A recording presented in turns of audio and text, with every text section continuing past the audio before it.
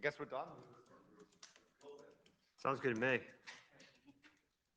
Tired of working hard. Yeah.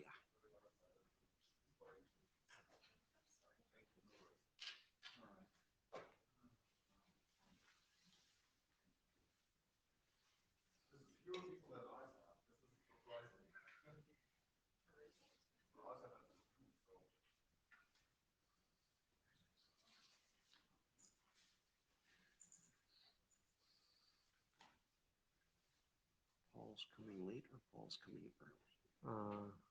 Paul's coming. Well, we don't need him till the end, right? We don't need him till the end. Okay. You want to get started? I'll get started. I thought we might give it a few more minutes just because it's so thin. What's that? I thought we might give it a few more minutes because it's so Yeah. thin. We've got half a dozen extras in the room in the online.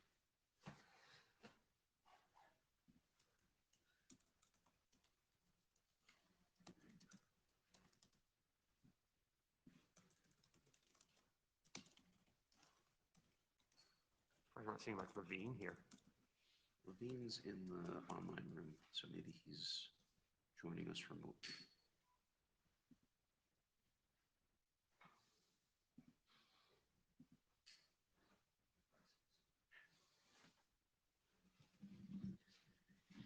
If someone online would indicate that they can hear us just fine, that would be good. Thank you.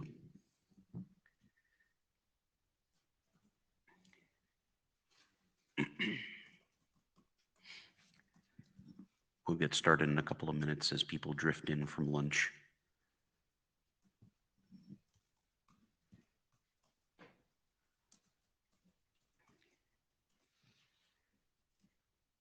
Come join the fun side of the room, Mike.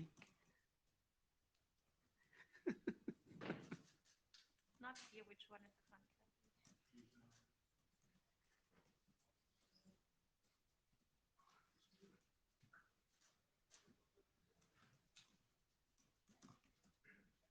Gotta admit, I give Clemson credit for saying that people would fade out. It's true. Oh, by the way, everybody, look up at me for a moment. Look up. Who wants to take notes?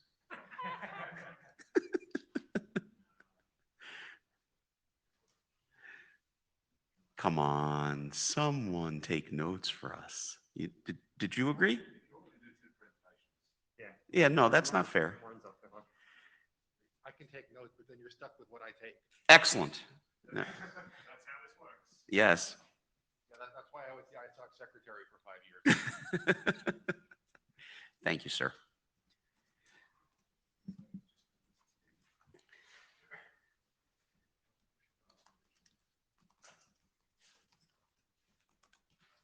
I know Ellie's gonna be on late, he said. Yeah. Well, we can start going through intro slides. And... Sounds good. All right. Why don't we at least start getting through the intro slides and fun stuff like that. Welcome to RSWG. It is only Tuesday, so we shall note the note well. Although everybody in this room better bloody well know the note well at this point. We are following IETF procedures. If you've got questions about them, perhaps you'd like to step out before you participate. There are a list of IETF procedure documents, including code of conduct, that you want to make sure you know. All right, here's our agenda. So we've got discussion of the SVG stuff up front, what we're going to do about the SVG profile.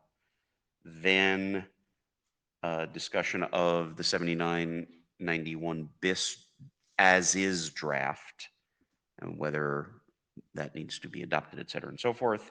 And then 7991 BIS, what we want it to be draft. And then after that discussion's done, all other business. Any agenda bashing? Anything else we need on here? He looks to the room, he looks to the chat. Lars? Lars, I could have a very minor point, but the naming convention is starting. So 1791 biz as is versus biz. We need to pick some better tags. Yeah. Because this is really hitting the limits of our naming conventions hard.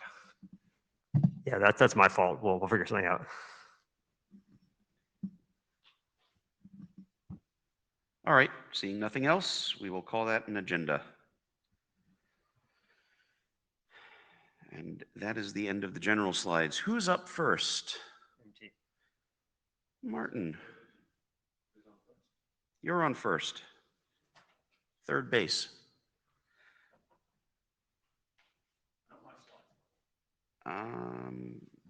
Which slides am I doing? There should be a SVG. SVG. Why don't I see the SVG slides in here? Did you not? I have them, so I can get them in a minute. Okay, If they're not here, let me do a refresh and see if they pop in. Cast 1,000. No, they were not uploaded yet. Hang on. No problem. Can you dance a little jig while we're waiting? Yeah, I'm just wondering why the only bit of the No, stage that creaks. issues. I see it. Issues. There we go. Okay, good. It's called that's the bad name. Yep. Got it. It just so happens the only part of the stage that creaks is the part that has the X on it. That's what the F means. Yeah.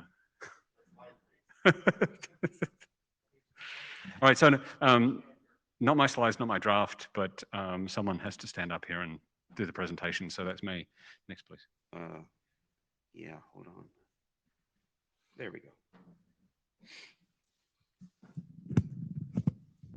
Standing back here. Right, so Brian submitted this draft. It's a collection of, I guess you might say, problems, gripes, and aspirations as to what we can do with SVGs. This applies to, now he says SVG RFC 1.2. I don't know what 1.2 is, so I'm not sure what that means, but presumably this means 7996. The list has discussed some of these things, and Brian speculates that the reason that the diagrams restrictions are as they are was for vision limited people. I would probably contest that myself. I think there are a number of reasons for the restrictions in 7996, and that was maybe one of them. Next slide, please. So I think probably the biggest problem that we have here is this first point. There are some tools that can produce SVGs that comply with the profile that we've invented, but not very many of them. There's a large number of SVG features that a lot of tools will innately rely on when they generate content, even the most simple content. And it turns out that it's very difficult to programmatically clean up some of those things. There's markers and fonts and all sorts of other things that have to be stripped out, which makes it very, very challenging for SVG check to produce something that looks the same as the input image when the output has to be so narrowly constrained. And Brian makes a point about black and white.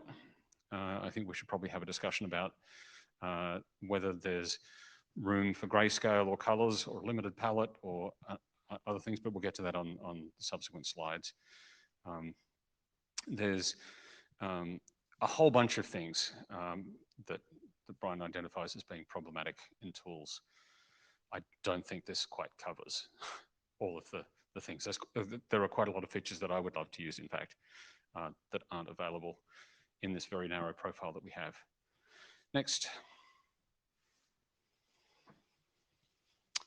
Yeah, this surprised me, but it turns out that some tools put JavaScript in SVGs because, and likely for good reasons, not all viewer tools will process that JavaScript, but there's a number of cases where we put it in just in case because we've got certain browsers we need to work with or something, I don't know.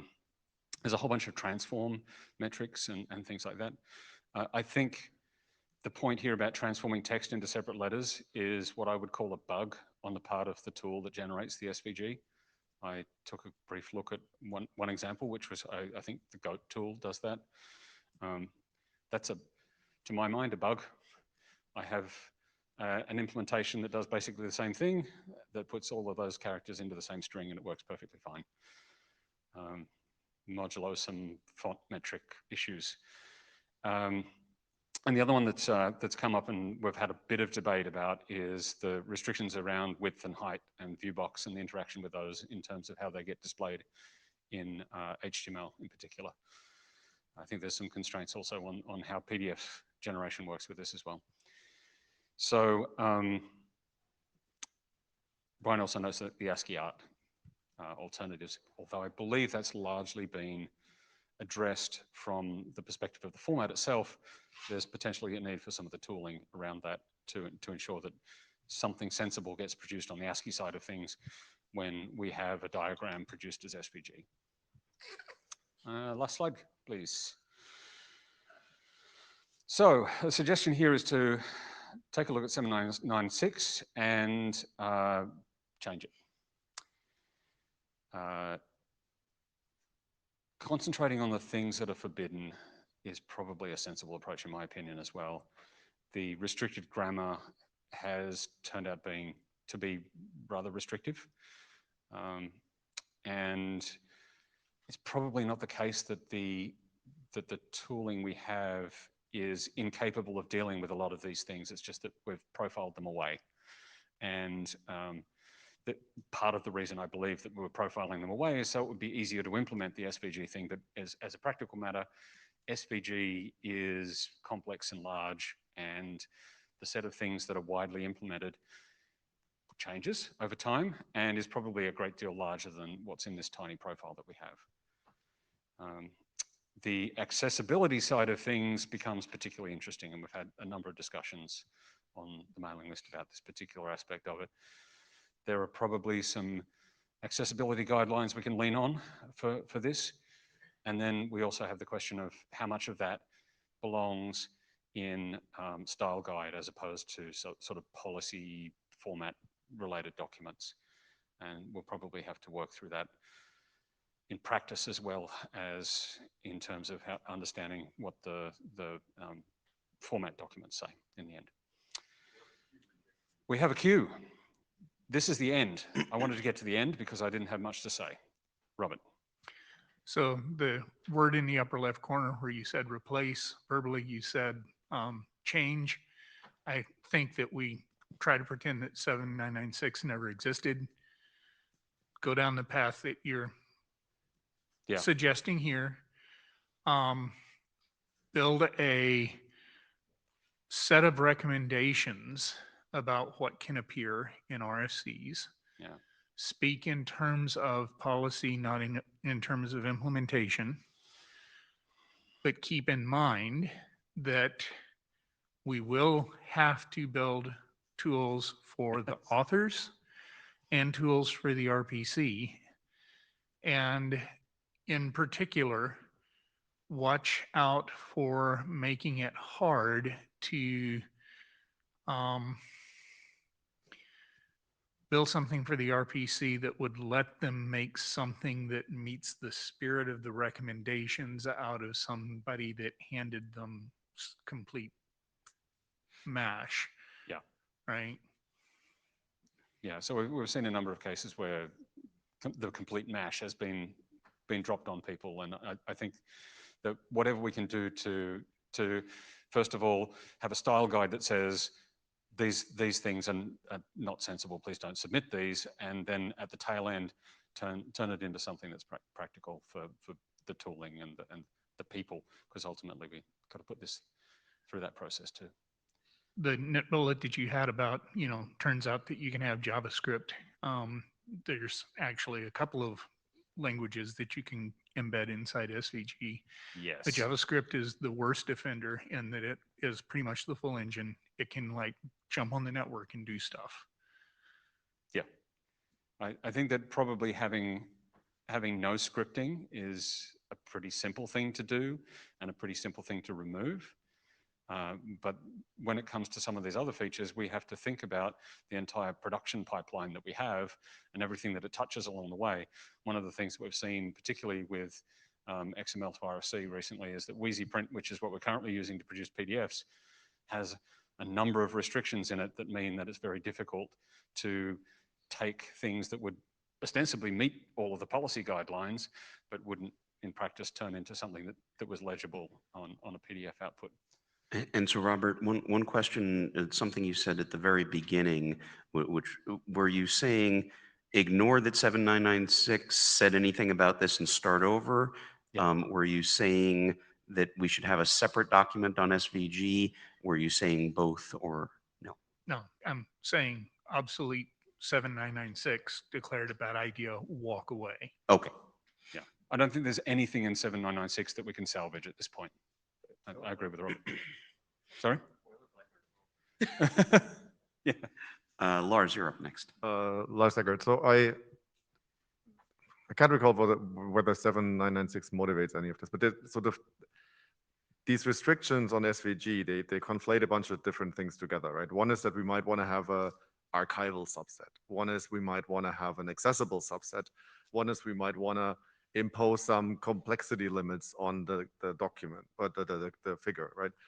And there's, depending on what we want to do, right, different things lend themselves to maybe being a bit easier than, like, again, going down the XML path and like restricting the language in certain various ways. So for example, we could, if we were worried about complexity of figures, we could entirely leave it up to the review process to like flag those. Archivability, accessibility are different, right? But I think it would be worthwhile maybe stepping back and figuring out what's the goal, or what are the goals, and then what are the mechanisms we have available before jumping in the deep end of, you know, this sort of discussion. That seems perfectly fair. Wilhelm Baker. So 2 points here. Number one, you asked for being able to do text and SVG. The tool I'm using is Gotify. I had to modify it so it produced code that fits the tiny SVG thing. But if you look at all the specs for the math mesh, all the diagrams in the HTML version are being generated from text that's then converted to SVG. However, if you look at the text versions of the documents, I don't have the text versions because I think you're a fool if you're reading the drafts in plain text. Sorry. I think that we should just kill plain text RFCs. They're stupid.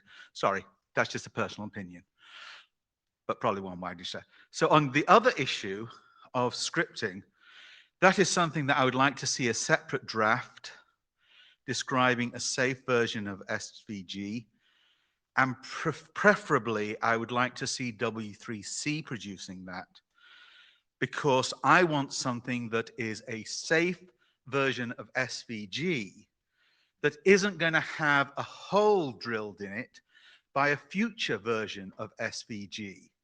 And that's not something that we can say here at the IETF by saying take SVG and remove this feature, because IETF could introduce a new unsafe feature. So, and sometimes having another set of requirements helps rather than hinders. I've come to the conclusion that I want SVG for my social media interactions. So I want to be able to have social media interactions on texts that include mathematical equations and that type of thing. And the only way that I can render them without knowing, you know, there are an infinite number of mathematical notations. So I'm going to be using SVG for presentation, which means that I want a script safe, meaning no scripting, version of SVG for that purpose, so that I can move SVG around. And that's only practical if it's coming from a draft that says this is a safe version of SVG. So I think in the short term, if we produce a draft that says SVG minus the script element, that's good.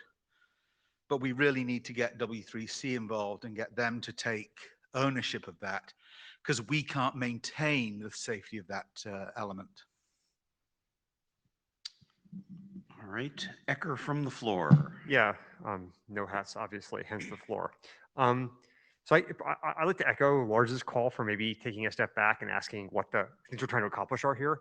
So I've heard at least 3, 4 requirements. One, attempting to like minimize complexity of the diagrams themselves.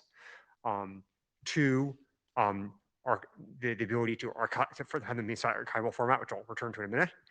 3, safety in terms of embeddability, to avoid creating XSS problems when you like load someone else's diagrams into your web page. And 4, accessibility for the data, right? So I do think some of the most straightforward, the archival I'm actually quite concerned about, for the following reason, that and then this is going to go back to like a much like a deeper conversation about archivability, but the bottom line is that like the concept such as it is behind the XML data structures is that like one could at least theoretically read them and like mentally process what the XML data model was and understand what the context was, and like without the software's job it is to render that into like a raster format. That is like perhaps more aspirational and true, but it is like somewhat true. That is entirely false for SVG, right? There's no way to look at the SVG and like have any idea what it's going to render at, like in any sensible way, right? I mean, you can't hand evaluate it. And so I think if our view, I think like if we're gonna archivability, that actually requires stepping back and asking what the real question for archivability and future accessibility is for these media formats. And if it in fact is the case that we expect someone to be able to read the canonical format without the aid of software, and if that is true, then SVG is not acceptable like format at all. And if it is not true, then actually many of these issues becomes less relevant because you can have an arbitrarily complicated SVG processor. So I think trying to so again, like I'd call flesh out the requirements more, and in particular, this requirement I think needs to be really fleshed out in light of our overall attitude towards archivability. Yeah, I think that this is where we probably need to lean much more heavily on the notion that the text is the normative component and the diagrams are there as supplemental material. And that's probably something we should address in any requirements discussion. Yeah, because we know that is not in fact always true. That is not in fact always true, and this is something I continue to harp on with drafts that put all sorts of semi-normative stuff in diagrams in sort of obscure and non-obvious ways, but it's something we should probably think about a little bit more carefully. Jane. Yeah, Jean Mahoney, looking at the bullet point 2, provide style guide recommendations on drawings. Size is easy, font is easy, complexity. I don't know what we're going to be talking about there, and is that you know it when you see it, or is there a way to quantify that? I think that the complexity one is really going to come down a lot to judgment. And you can take examples that I've seen in recent internet draft submissions where there are sequence diagrams that, if rendered in the sort of 80-column format, would have to be rendered with characters that are not much bigger than a pixel each because there's just that many words in the sequence diagram. That sort of thing is probably unacceptable. I think that having some sort of guidelines as in terms of what is the legibility of the content when rendered in a particular size is one of the ways you can approach the complexity problem. The other is simply how many SVG components in there. If it's several megabytes, then it's probably trying to, there's a few things you can look at, but no one of these things is going to tell you definitively that this is bad. Because Lars has a draft that's got some math in it, and some of those look a little fiddly, but every single one of those is perfectly fine. It's exactly the sort of thing that we should be doing with SVG in documents. So yes, this will be judgment, and I think it will come down to learning over time what people find is acceptable or not. And maybe some discussions with the various streams in terms of what they're willing to accept. Thank you. Yeah. There's John. It's nice you can stay seated until time to get up. It's really Yes, well, civilized. I have to remember what I say so I can take notes on myself. But sort of channeling what Ecker said, if you want to make these diagrams accessible, it's like ASCII art is worse than useless. And based on my experience doing recording for the blind, you need a narrative text description of what the diagram looks like, Right. which pops us up a level because now we have to add a new kind of element to art set, which pops us up a level because art set is something that we added to the 3.1 vocabulary. So, you know, while I think it is worth thinking about how we're going to specify the SVG, I totally agree that we need to back up and figure out what the problem is and make sure we solve the actual problem rather than just some easy to address aspect. Yeah, it may be that the accessibility requirements are just too much for us, and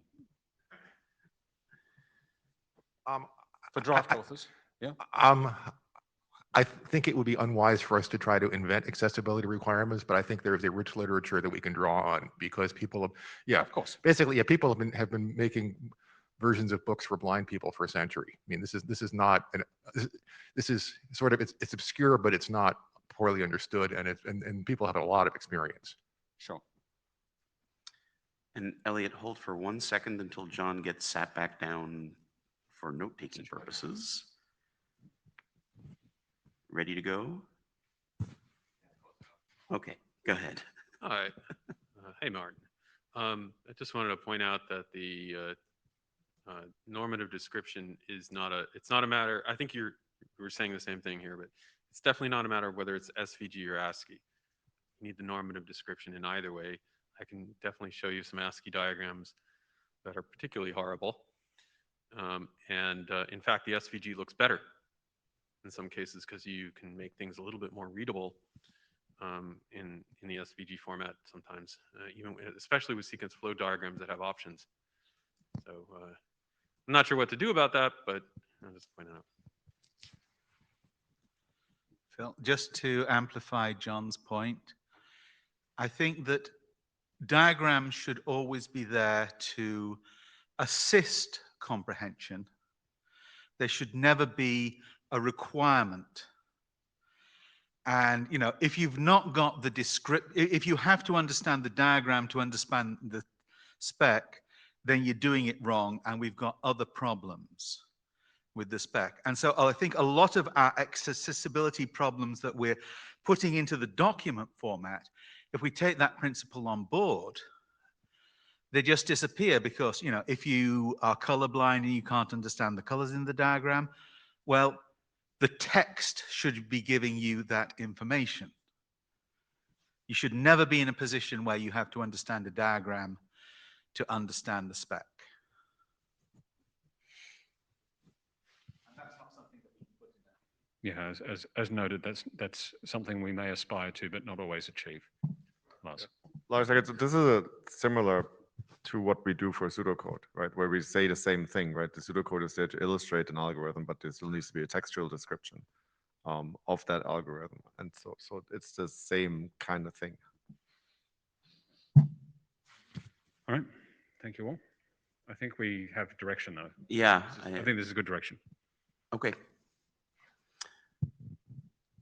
I think the authors, the proposed authors will author. Just turn that off. All right. Who's next? Elliot or Martin. Who wants to go first?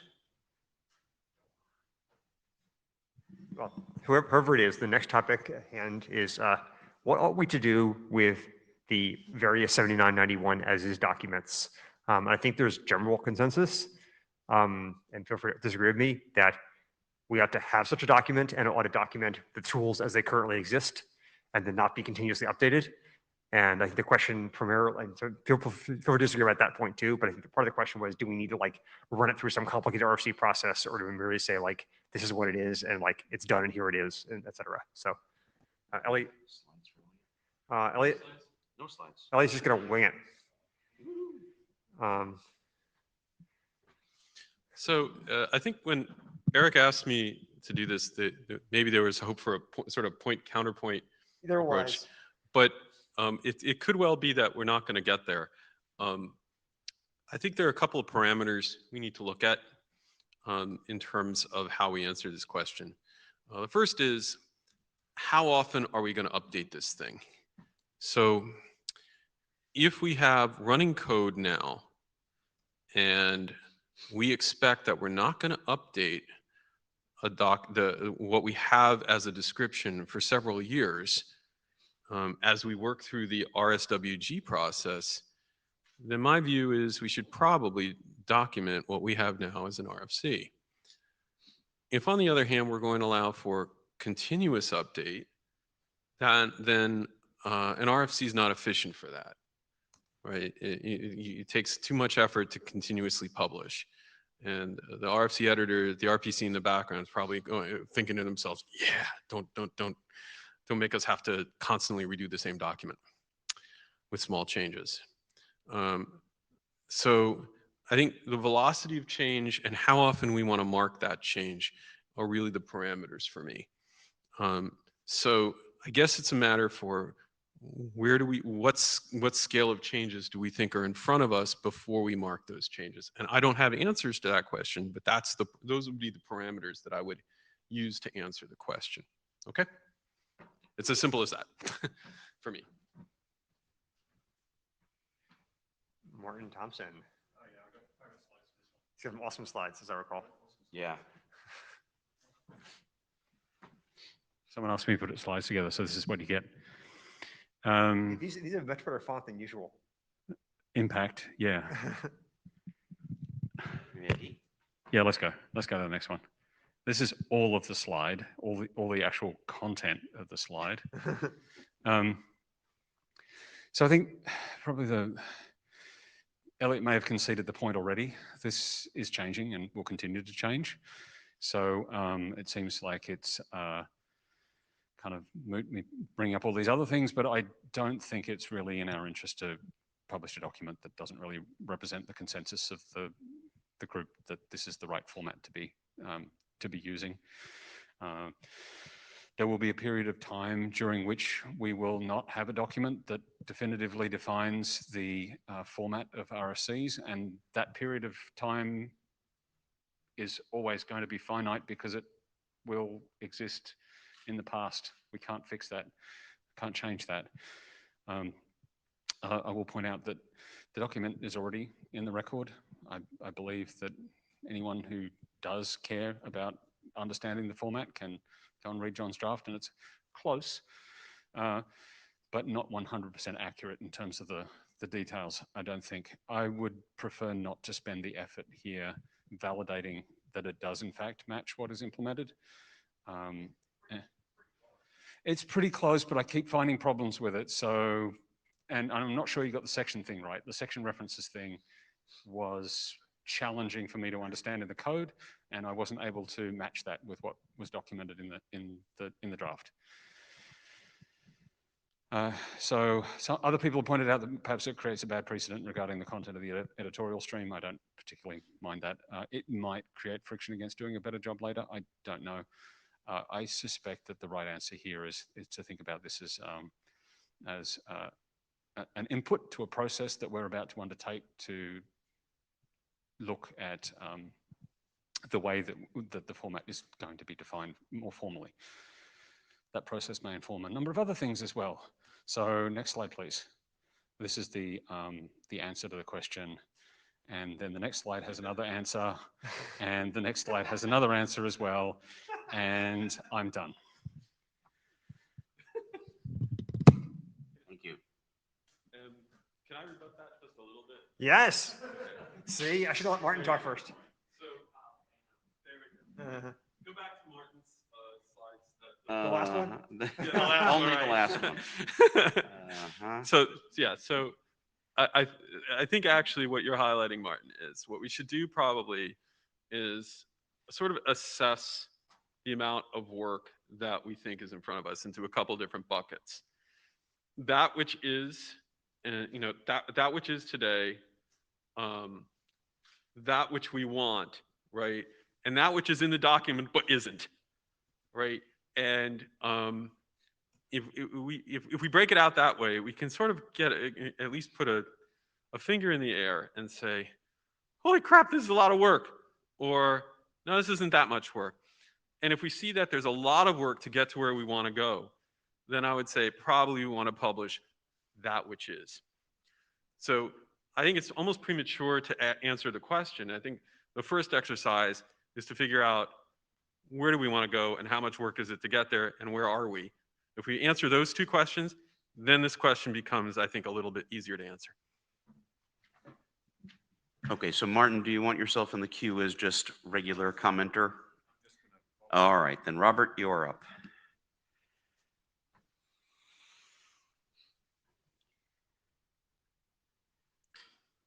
There is a large amount of pent-up demand for change that I've been waving off for 5 years at this point because of the sentiment that we should not be changing things, that the deviations from the 799 family were problematic. But I think that we're going to find, if we start down the path that Elliot was suggesting of looking at the inventory, that I think we could, even before we stepped out of this room, it's my opinion that we will say, wow, that's big, and it's a lot. So I will just throw up as a straw man for that's big and that's a lot. The cry that you've been hearing from me more and more frequently recently, and that's, I want to change the way that we represent names to get away from this notion of last name and first name. So, and that's a big change.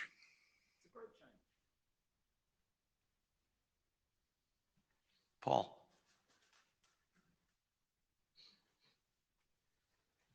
Paul Hoffman. So I have an issue with the word publish, because I think, and I want to check, you mean publish as an RFC. Right. Okay. I think we need to publish individual checkpoints at a stable, long-lived URL, which the RFC editor has, for whatever we do, however we do this. I think that's just fine. I think we can publish RFCs. We don't have to. I think Turn the mic around if you. Sorry. Okay. I'm sorry. I came in. Or move Martin in front of you. No. And in fact, I was just doing it because I sort of rushed into the room late. I already gave a presentation and somewhere else. I think on this publish or not publish, I think that it's somewhat of a red herring, because this is all ignoring the fact that if we do something in this working group and say, okay, that's a checkpoint, you know, either we keep it as a long-lived draft or we instantiate it some way, ask the RFC editor to do it. That's a very different process than going out to the IETF community and saying, okay, IETF last call time. Wait, no. You're not doing it right. We were going to do this later and stuff like that. We need to decide how much we want the IETF community's input on the format at which point. To me, that's going to be the biggest impediment to how we publish.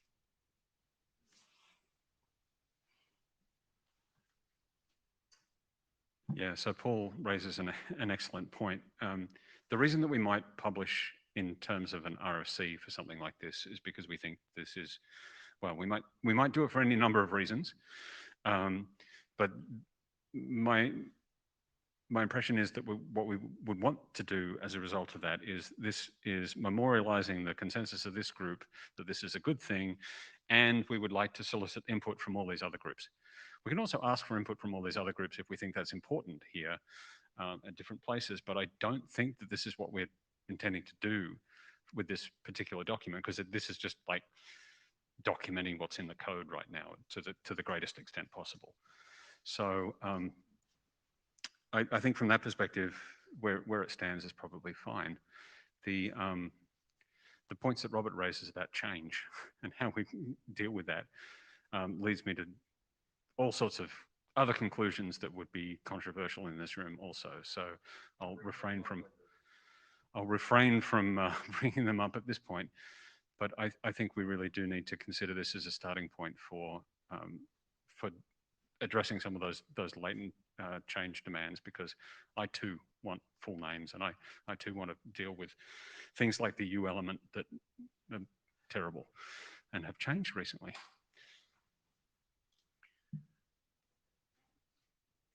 So we haven't been announcing ourselves at the mic.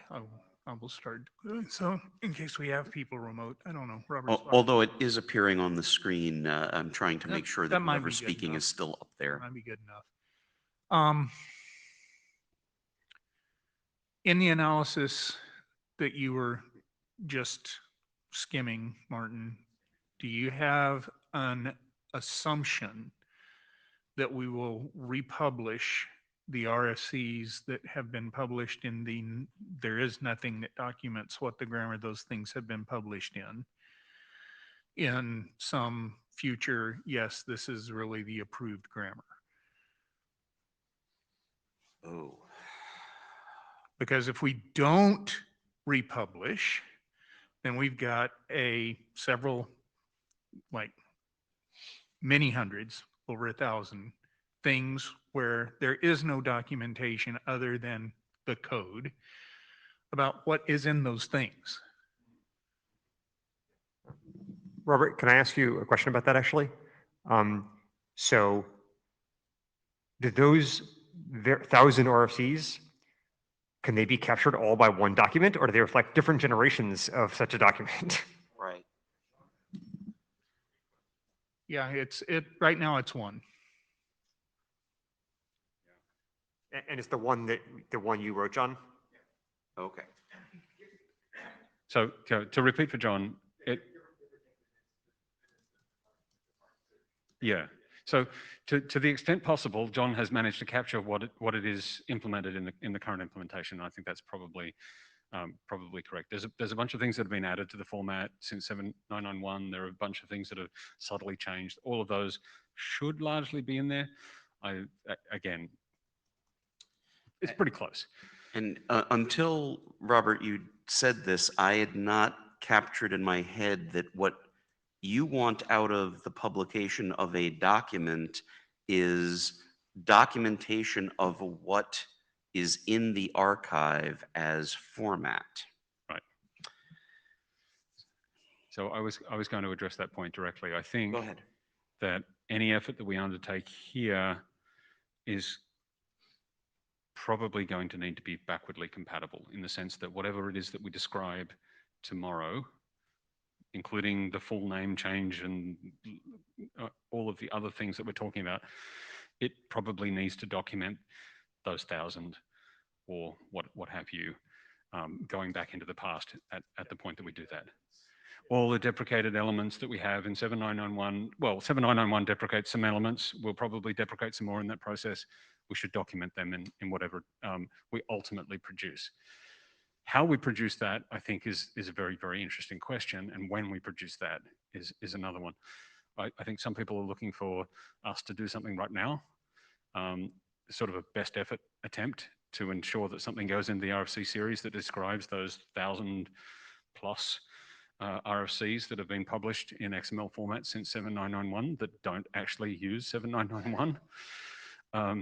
But I think that given that we've 1,500 or so documents in, we can probably wait just a little longer and do a good job rather than document whatever.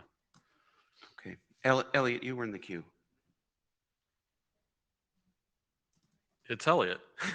So I'm trying to sort a way forward here in terms of how we can proceed. And I think, Robert, you gave a good example of something that we could probably work on just as a way forward to sort of act as a forcing function. If you want to work on names as the first thing, or whatever you want to work on as the first thing, right? Then what's the next step? Do you write a short draft to say, here's what I want to do about names? Do we write a long draft that says, here's what we want to do about everything, and one of those things is names? And I think if there's the boil the ocean approach, which I think is the latter. But I sort of like the idea of sort of knocking these things down one by one, so we can get things fielded faster, a little bit more, agility, if you'll pardon the use of the term. question is then, how does the whole schema look in the process? So maybe what we need to do is break these things into two different problems, right?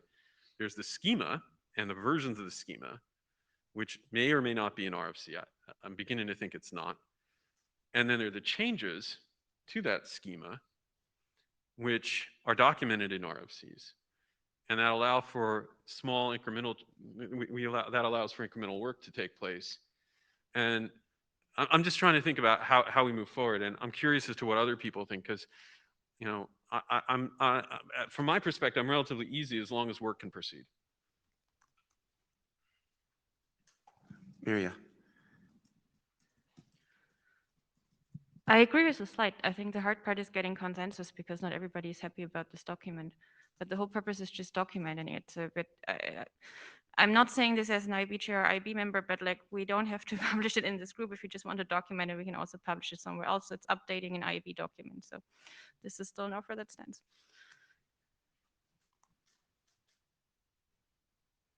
Paul? So a couple of things. Elliot, the schemas are in the drafts. So there's no reason to take them out. I think that they're actually useful there because they're extractable and stuff like that. So I wouldn't take them out. We're talking about 4 things right here, and there's a few more presentations that are on these 4 things, so I'm not sure what to say. But I'm hearing some people say this when what they aren't actually talking about is just the as implemented draft. It's this plus everything that comes in the future. Some of us have thought about this, so I will wait because I think I will still have time to do it. But I don't think that this slide is actually a good slide for what we're talking about, because I think what we're talking about is what do we do in general?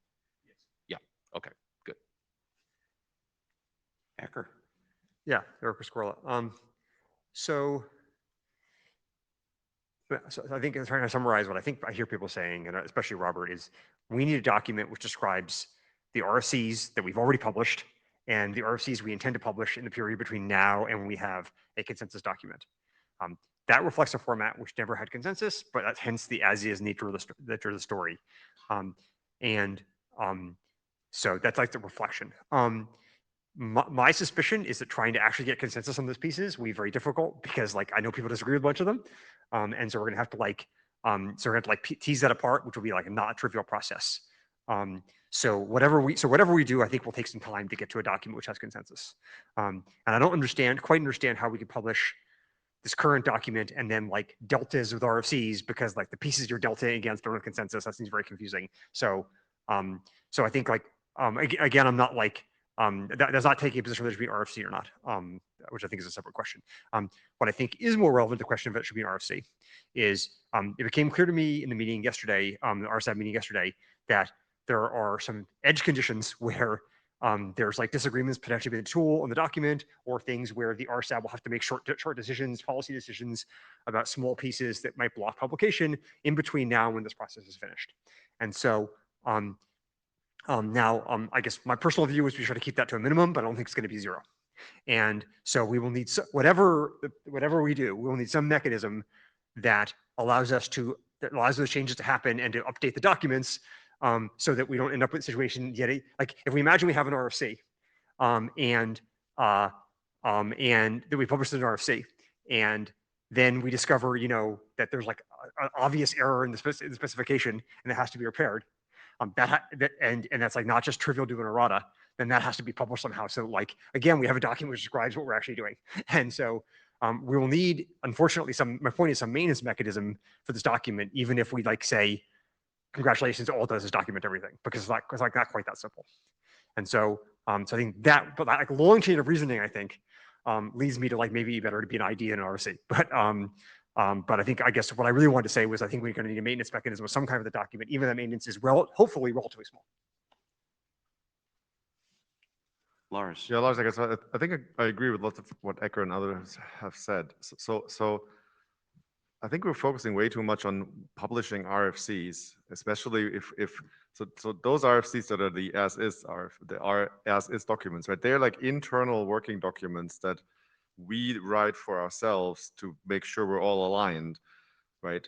And as long as that's the case, they never need to see RFC publication, frankly, right?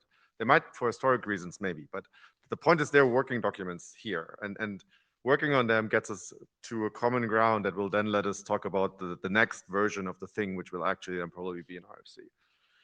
And a bunch of us here have been pretty heavily involved in Quick, right, which used a very GitHub-driven approach with working documents and issues on which we called working group consensus before they then got merged into the sort of living document that was the Quick specification, which we occasionally snapshotted to a submitted ID, right? And that process, I think, worked well for Quick, and it might work well for this year because it looks like we're going to have a whole bunch of individual things that are in flux that need separate discussion, and upon resolution might then lead to a merge into the common agreed on working document, right? I think sort of it raises the issue of how comfortable we are with using Quick very heavily, but I think the approach that Quick used would work quite well for us. Hi, I'm Mike St. John's. I think we're starting to hit the limits of what we can do with RFCs in this particular piece of it. It's sort of the meta piece of it that we're dealing with here. We need a document that authors can implement RFCs against. We need a tracking of what the code base is doing at any given particular point in time. And at some point in time, those need to merge in some way, shape, or form. And we need a history so that if somebody picks up an RFC 10 years down the line and sees tag foobar, and they can't find a document that explains what tag foobar is all about, you know, we've failed there. So with respect to this, I would actually support publication as a as-built. Here's the handover from the pre-RSCE to the post-RSCE. Get that down, and then figure out what we're going to do in this group with respect to the tracking going forward. And it may be that we actually do something that's more along the lines of a beta test model, where we release the new things to a limited number of people. We test them out before we then actually incorporate them into the whole system.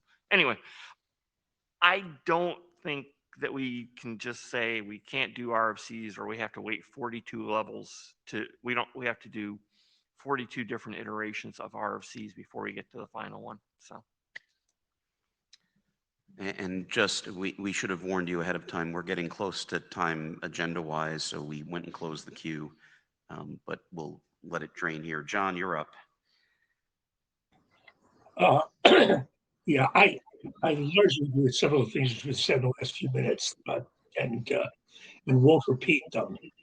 But I do think it's important to somehow establish a starting point, which largely agrees with Mike's suggestion, I think, of where we are now. Whether that's an RFC or some other sort of document, I'm not certain I care, but it's very important to be stable. And as part of the stability issue, I would like to understand something which has never been revealed to the community, which is what the places which are storing copies of the RFC series on the basis that it proves their archival nature and accessibility think they agreed to. Are they storing PDF? Are they storing text? Are they storing XML? If they're storing XML, what's their tolerance to change? And I think understanding that stuff, unless we're going to drop the archival idea, is very important, and I don't think we know. Thanks. Did you want to answer that? Hi, it's John Levine. We have two archiving agreements. One is with the Swedish Library, which was made so long ago that they are only archiving text, but I expect that Alexis will talk to them to archive what we are actually publishing. The other is with the Computer History Museum, and they're basically using rsync to archive whatever it is we publish. And they understand that it's 3 formats, or I guess 4 now. So the Computer History Museum is happy to replace the archival stuff that they are storing with whatever we think the RFCs are today, and then whatever we think they are tomorrow. Is that what you just said? At the time, last time I talked to them, that question hadn't come up.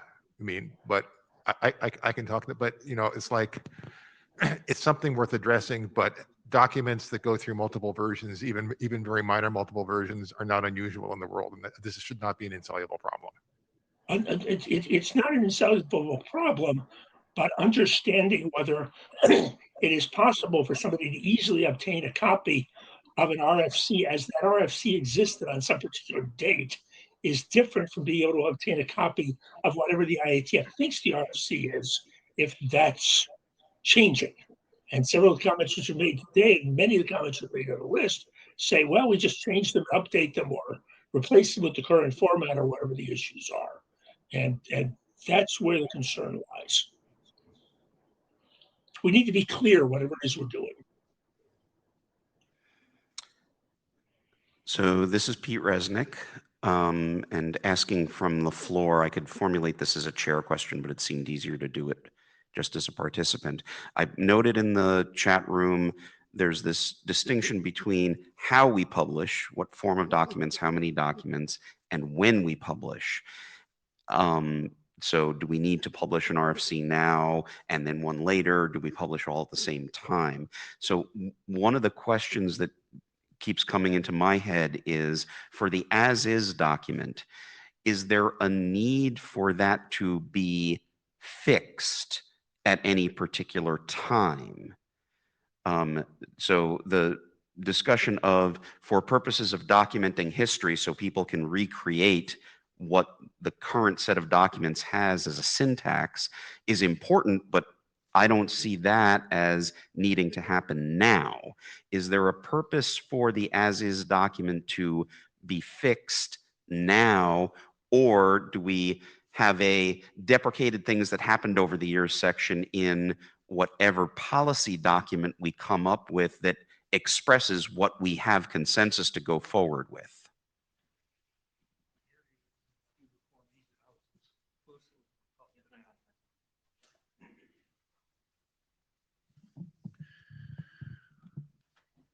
So Martin made the strong suggestion that anything that we would do with the grammar would remain backward compatible. If we accept that as a constraint, then publishing the as implemented document immediately is far less important. If we were to decide, and if we do going forward decide, no, we are just going to have a breaking change, then at that point, publishing what existed before the breaking change would be an important thing to do. With the constraint that we're going to try to maintain backward compatibility in the language definition, then I think that a living document approach, as we're working, is fine.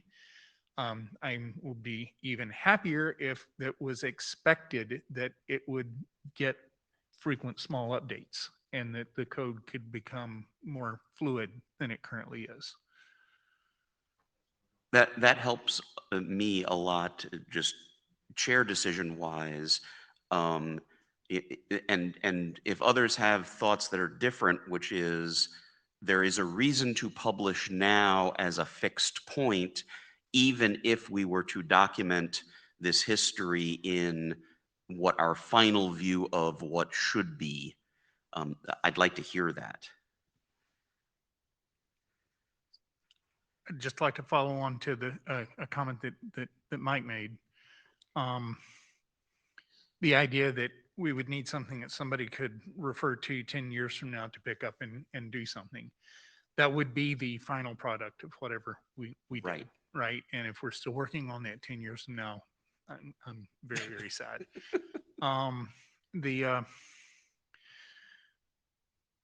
So just keep in mind that as whatever we do as we're going along, that mythical some large number of years in the future, person has to be able to answer that question. And if there is a, an active process around a document that can be pointed to answer that question, great. Otherwise, put down something in the fossil record. Good. Miria, you get the last comment for today on this topic. Yeah, I'm actually not sure what we would do with the document anymore. Then I was beside that, like, I don't think it's worth to have this discussion any longer and spend our time on that, but we need a conclusion. But I wanted to comment on some things about process that I heard. So like my expectation is not that we will ever reach the state where we will not be needed to do small changes, right? And we have a process for that. Unfortunately, even if you don't like it, the process is that the RSAP can decide on things that need to be decided timely. And then we have more time here to actually figure out what's the policy behind that, right? We have that process, it's already there. There was also a comment that we need to have some documentation about what the current tools does. That's also good. It's also not for this group, that's for the RPC to do. This group could at maximum figure out like that there is a requirement to have this documentation, right? So we should make sure we use a new process that we just created in the right way. Excellent, thanks. All right. We will call that the end of this topic for the time being, and Ecker and I will try and come up with a conclusion to write for the list. All right, let me bring the set of slides back up.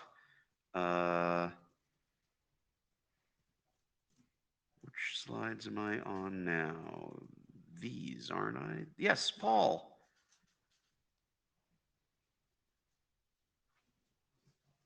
Come, step up to the big mic. Don't jump on that, really. What? Just that trap door. It's a little Oh, creaky no, it's right okay. where If you're you don't like the standing. presentation, do you have a button, by the way? Trust me, earlier I was doing this and I looked at the red one. I was like, oh God, they're going to get rid of me now. So this is going to be a bit awkward because this covers a lot of what we were talking about, but in a different way. So this is not going to make it any easier. What I'm talking about, so what I'm talking about here is assuming that whatever this draft that John has, which describes how the tool works now, is published or solidified somewhere, we know that there's still work to do. This proposal is, and I'm sorry, let me just give the reasons. Some of the things that are in the current document are known to be or possibly bad ideas, things that really should be fixed before we do, like we just get up and walk away. Some of the things that were in 7991 were removed that we may want to put back in. They were removed for whatever reason. We may want to put them back in. So we need to do something, and I'm calling this temporarily 3.1, version 3.1, where as implemented, you can think of as 3.05 or 3x, John, I think you called it 3++, something like that, where this is beyond that. Next slide. Sorry. Little picture time. Okay, so the bad ideas that are in there now, some were introduced, some things in 7991, in the fullness of time, we realized these were bad ideas. They should not be done in the future. Some of them were things that were added during the implementation of 7991 with no community review or consensus, which we realize now those are bad things. We don't want them there now. Next slide. And then again, there's some things that we may want back that we look and we say, for whatever reason, they didn't make them into the implementation. We would like that capability. So we would like to add them in. Next slide.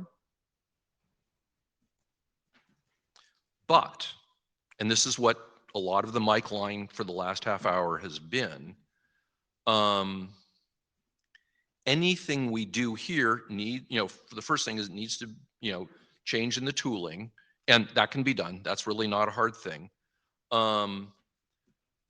But I believe from what a few people said, and certainly what I have believed, is someone who's looking at a chunk of XML should be able to tell how to process that chunk of XML. If they're looking at the text or the HTML or the PDF, they don't need to know how they got there. But if they're looking at the XML, I think it would be useful if we have multiple ways of processing XML for somebody to say, ah, that's the one.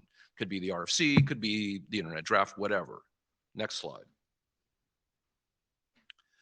And then we get to the question of archival. I'm not going to try to answer it.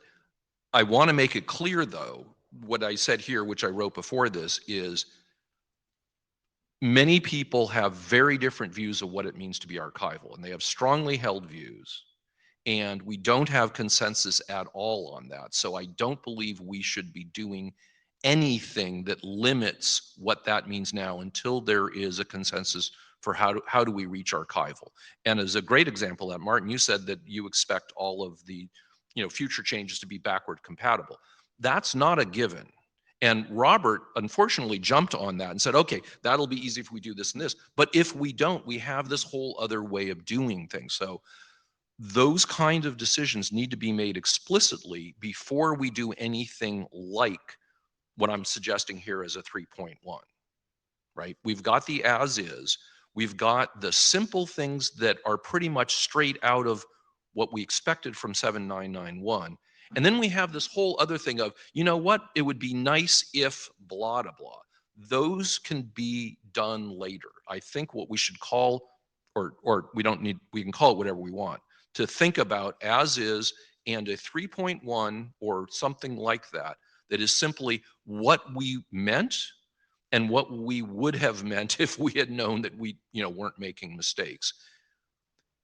Publish that in the same way that we are publishing as is, and then move forwards. And I think that was it. Oh, okay. So that was I'm sorry. I just gave the proposed ways forward.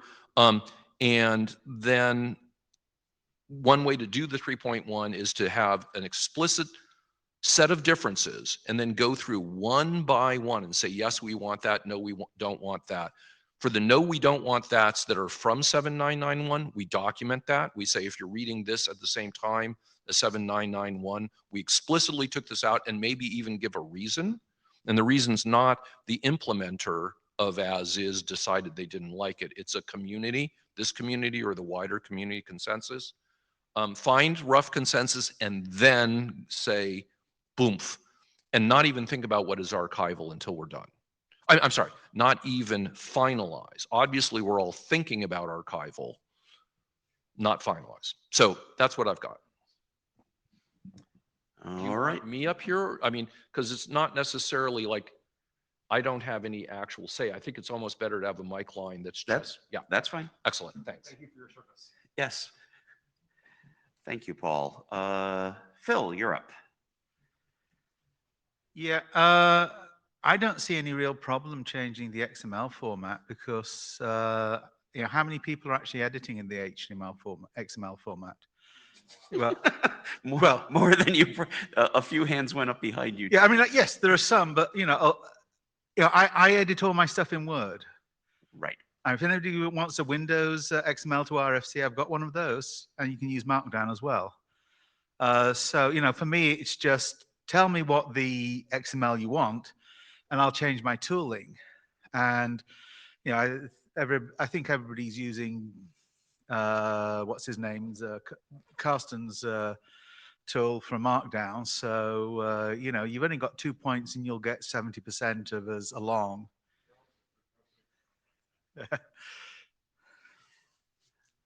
Jay.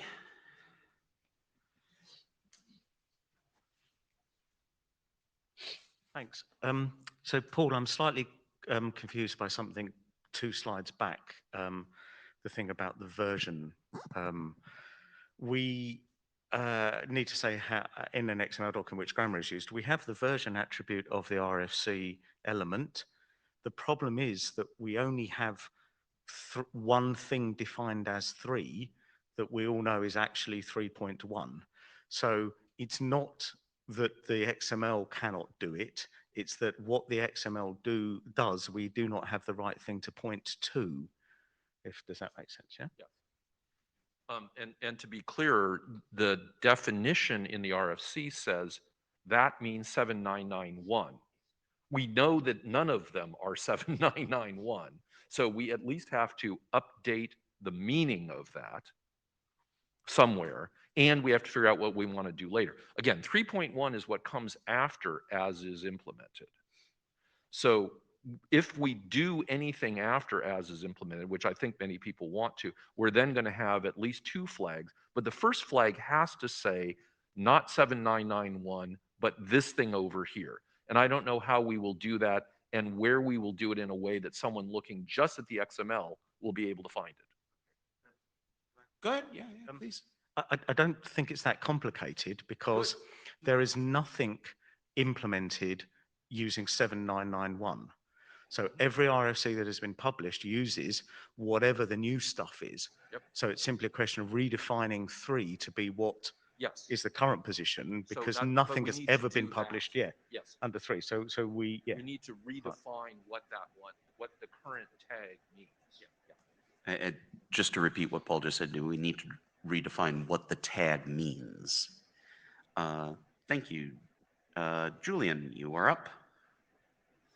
Hi there. I have to say that I actually ignored and missed the fact that the as-is document is in last call, but was in last call. I'm not sure whether that's done.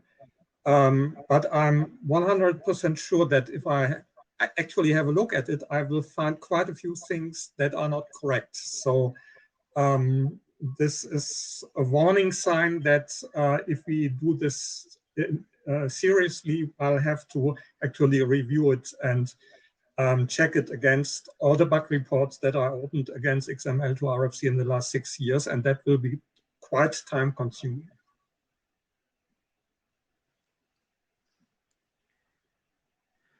Martin. Yeah, I think Julian's right in spirit, but maybe not the right approach at this point, given the size of the number of bugs that have happened. It may be better to just look down the document and match them up to reality. I think the notion that Paul has here on this slide is kind of a little dangerous. I think if you put a version 4 in the document, a version 3 processor would refuse to process it, and we probably don't want that because we want to retain some amount of backward compatibility, as I talked about before. So this idea that you have some way of identifying which tool to use is fragile, and I don't think that really gives the people who are producing XML documents as input to our process, it doesn't do them any favors. But I do think that Paul's overall approach is probably, unfortunately, despite the fact that it is so much work, the best approach that we have here, which is to look at what we have now, to look at what we had then, do a diff, go through each one of them and make sure that we want what we have now, and then commit to that. I don't think we need an IETF last call or any of the other sort of RSAB processes until we're certain that we want to engage with those processes. But I do think we should periodically check in to see that we're not completely off the rails in that process.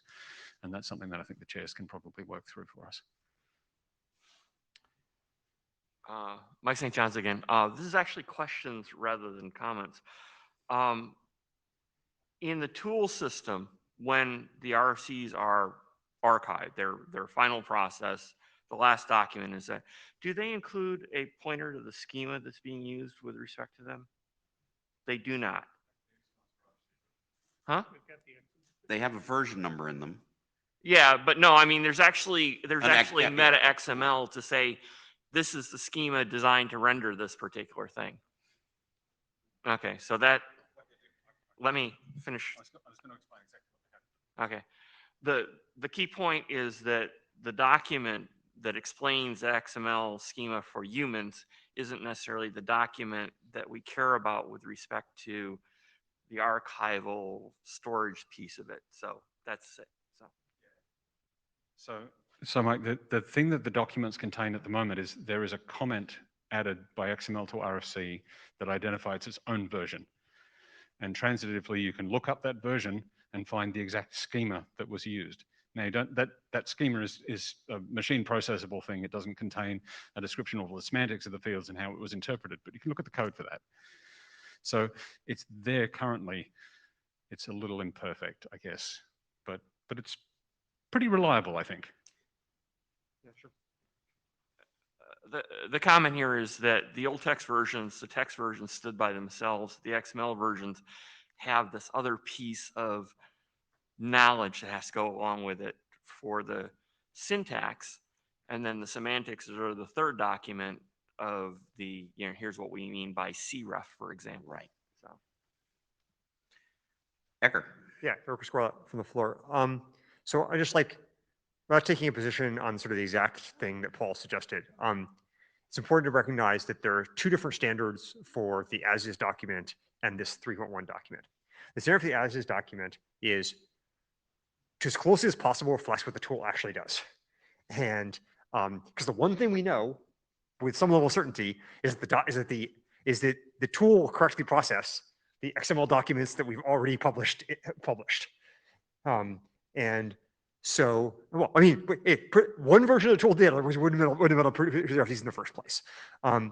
And the standard of and the standard for the 3.1 things such as it is do we actually like the stuff that's in this grammar as opposed to is this correct? And so I think we do need some kind of process it sounds like from listening to Martin and Julian, for going through the as-is document and confirming the belief that everything in there accurately reflects the tool.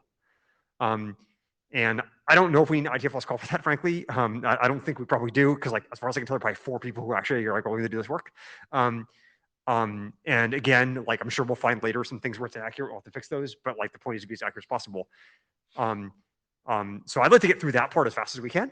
And I think, if I heard Martin and Julian say they were pretty happy and I thought it was accurate, like I'd feel pretty good about that. I'm not sure who else is like really willing to do that. Maybe I'm not. Who else actually he said. And I'm assuming John's already happy with it, otherwise he wouldn't have, because he just said so earlier. And then I think, we do have to go through this process some process, the kind that Paul indicated, of going through each delta and forming an opinion whether like those deltas or not. But I think the starting point ought to be like convincing ourselves to some level of certainty that the current document is an accurate description in a non-normative sense. Jay. I just want to go back to the schema and syntax comment earlier from Mike and things. When an XML document is published, the schema no longer matters, because at that point we make an explicit guarantee that we have validated that document against that schema. It's the final product. It's done, it's there. And when someone parses that, they don't need the schema to do that with. They just parse it as XML. That's the purpose of XML. What you need is a unambiguous identifier to the human meaning of those XML elements and the attributes and things. And that's the important bit that needs to be encoded inside the XML. So that we know that because in however many years' time, when people see a T in brackets, to tell them that means text, because that's a relatively unique thing that we do, okay, or some of the other things. So that's the bit that we need to make sure we do, is maintain a consistent semantics about the use of these elements.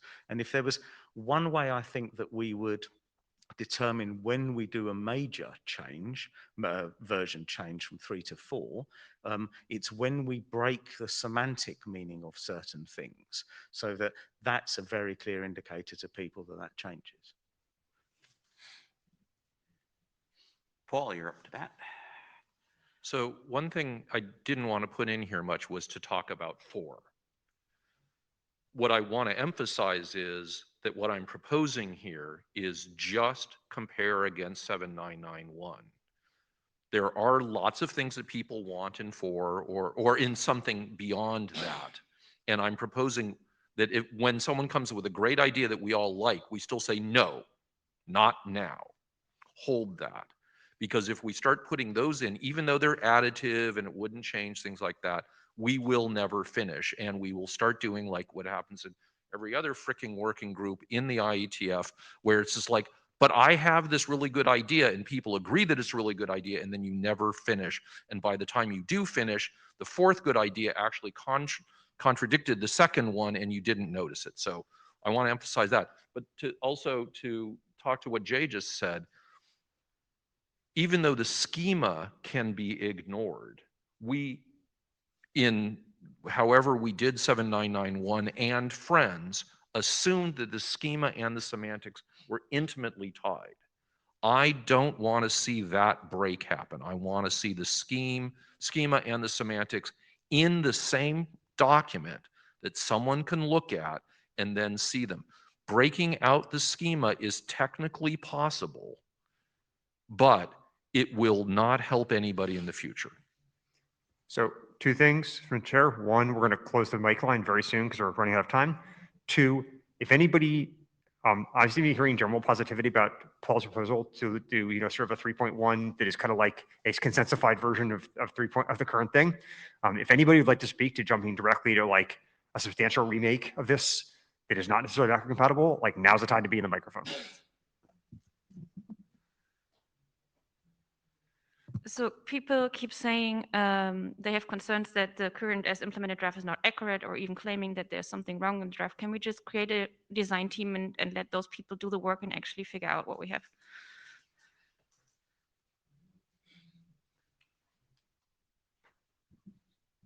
Elliot.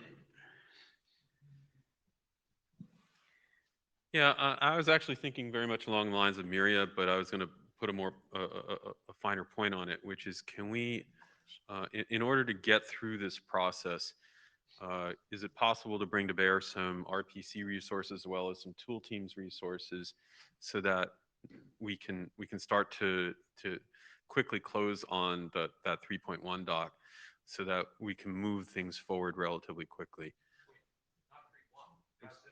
I'm sorry, as implemented 3. Yes. As implemented. Excuse me, Paul.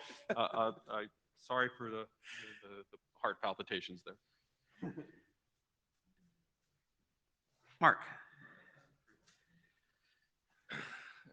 So I apologize. I had a conflicting meeting, so I missed most of this. But I do think people were saying that I may have had positions, and I want to clarify that. I don't have a problem with publishing and as is, you know, as it's implemented document. I think that's probably a useful and necessary thing, because right now the state of things is pretty bad. What I have a problem with is if that document is portrayed as something that it is not. It is not the process, you know, the result of a consensus process. It's not supported by multiple tools. It's, you know, the state of the tools, the state of where we are now or publishing now, and it should be a pinpoint in time. And I'd like the title and the framing of the document to reflect that. As long as we do that, I'm cool. What I really don't want to happen is to use people to use that publication as an excuse to say, oh, well, we can't consider this, or we're done now, or we're not interested in this. I think we do need to have a separate conversation. I don't think, you know, we can do more than one thing at a time. We can gather issues on and have a discussion in the background of what else we might do in the future. It just shouldn't impact this document. This should be a relatively mechanical thing. Make sense? Yeah, I think some of what you said might be OBE from what was discussed earlier. But as I said before, I think Ecker and I need to kind of put our heads together and summarize the issues that we heard come out of this after John gets the minutes out. But yes, what you said makes sense. There's a couple of bits that I think probably everybody agrees to now that didn't maybe before. I'm more than happy to be agreed with. Put that on the record. Robert, you get the last words of the day other than us. Yeah, I hope I don't blow anything up. I have to vehemently disagree with a strong point that Paul made at the mic a moment ago, which is no, we're not going to consider any new things until we get all the way to the 3.1. That's untenable. We just cannot do that. We have, maybe you weren't here at the beginning of the meeting. I'll pony up the question of the. Yes, thank you. Of this change to the way we represent names that I'm talking about. That does not need to sit for years until we get to 3.1. And it may take years for us to get to 3.1. So we will have things that need to move forward. So let me ask a clarifying question. When you say we will have names, is that changing the syntax, the semantics, or the output generated? Probably all three. Oh, I didn't realize it would actually change the first two.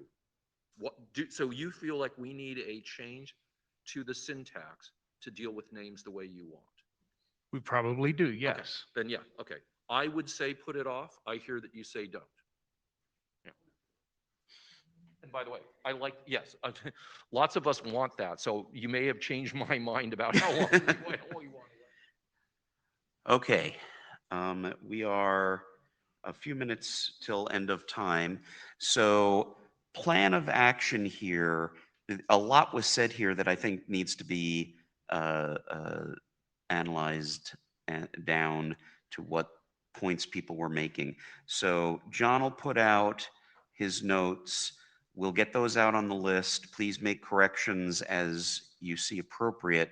We'll finalize some minutes, but we'll also come up with sort of an issue summary, I think, so that if anybody disagrees with our analysis of the issues, they can give a yelp, and then we'll try and start making some calls on the list for ways forward.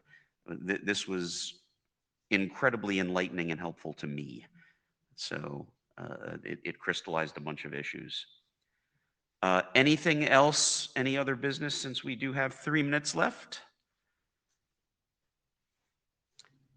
Oh, I have. Okay. Yeah, that's a good point. Okay. Yeah, I think so too. Okay.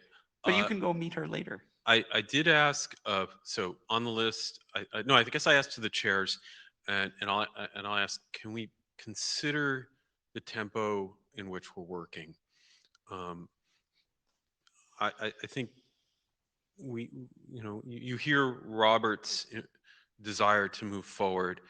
I think my desire to help, if we want to do this as is, to try and get this closed, I'd ask, as a stream manager, I'd ask that we take a certain amount of alacrity towards how we're doing things. And if it means interims, it means interims. But let's not, let's try and advance the work. I think everybody here has a lot of pent up energy, and I don't want to lose that energy in terms of the, waiting for months and months on analysis. So let's figure out some modes of work that where we can rapidly move forward. I won't get into details as to how. I don't even know what they are, but I'd ask the chairs to take that on. No, I appreciate that, and my schedule's been funky prior to this.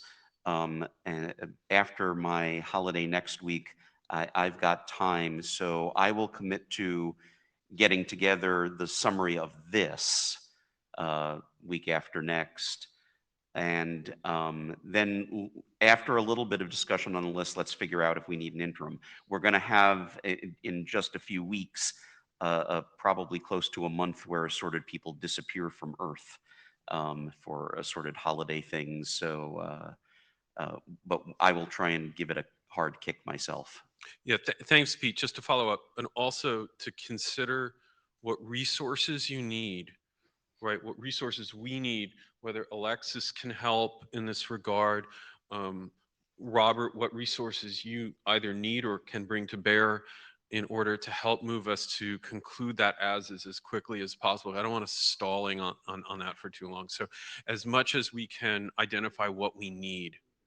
Right. And I mean, part of this, I mean, as you describe, conclude the as is, I will take that as conclude the as is discussion, because what I'm not clear on is after this discussion, whether people have decided that they need a particular document, a particular place to document some stuff that will come out in an RFC eventually, what the result is that people actually desire. I think once we all come to that conclusion, and I think we can do that relatively quickly. And then, in parallel. Exactly. And then we can figure out what next steps to move forward. Lars. Last second, I just want to plus one the speed and flexibility, because if we don't have that, we might end up in situations where things escalate from the RPC side. Right. For example, on names, right? What if we have an author that refuses a document to be published with what they consider an incorrect name for them? Right? That would then require the RSAP to take action and punt it, and it would make it complicated. So speed and flexibility will save us from a lot of these pains. So that was another question that I had. Now we're 1 minute over, which is, do we have some mechanism for this group to deal with something that is less than an emergency that RSAB just has to deal with, but we can do some sort of short community last call on a decision needs to be made here? And I don't know what the answer to that is. I think the answer is no. That we just, because we don't set up do that anything for other than. RSAP to take responsibility on the emergency thing, and everything that isn't an emergency is by default yours. And then you decide what you prioritize. But right. Yeah, as I read 9280, and someone contradict me if I'm wrong, the rule is that we'd have to publish like an RFC. That's our only choice. And maybe I think if the RSAP finds itself having to make a lot of ad hoc decisions that may be ratified, that really should be ratified by us, then we'll have to create Rev 9280 to make that possible. Okay. Just to add, it's not emergency or non-emergency. It's, is there something in the current policy, the current RFCs that needs interpreting? You know, so I don't believe the RSAP has the ability to add a new element, for example. That's not interpreting a policy. And so some stuff just falls in the gap.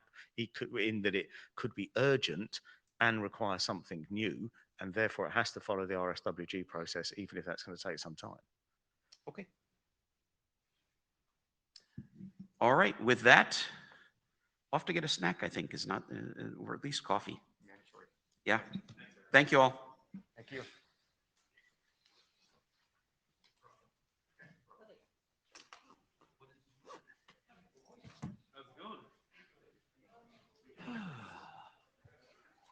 Yes, sir.